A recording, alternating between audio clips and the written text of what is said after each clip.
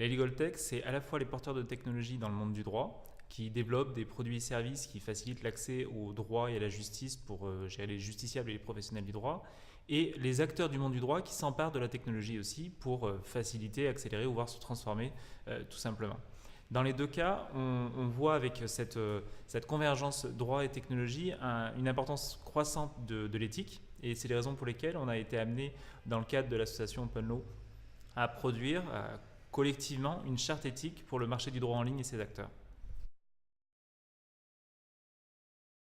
L'exemple que je peux citer, c'est notamment en termes de prédictibilité associée au traitement des décisions de justice. On peut maintenant avoir une évaluation du coût et de la durée d'un litige, par exemple, ce qui a un vrai intérêt en termes d'accès à la justice, mais qui pourrait aussi être utilisé de manière complètement déviante pour savoir, dans le pénal, comment gérer.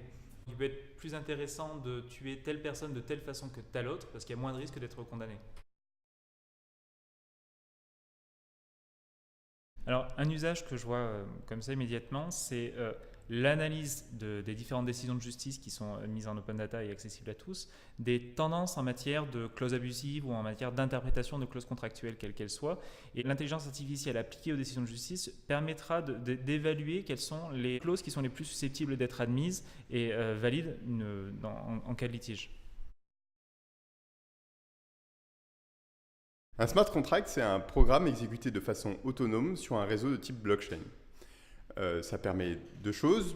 D'un côté, par exemple, de manipuler des ressources financières. De l'autre côté, d'avoir une source d'information unique pour manipuler, par exemple, un identifiant.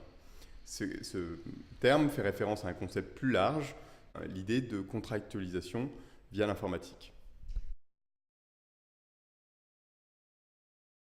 C'est un très bon outil pour tracer entre plusieurs acteurs les interventions sur un objet particulier.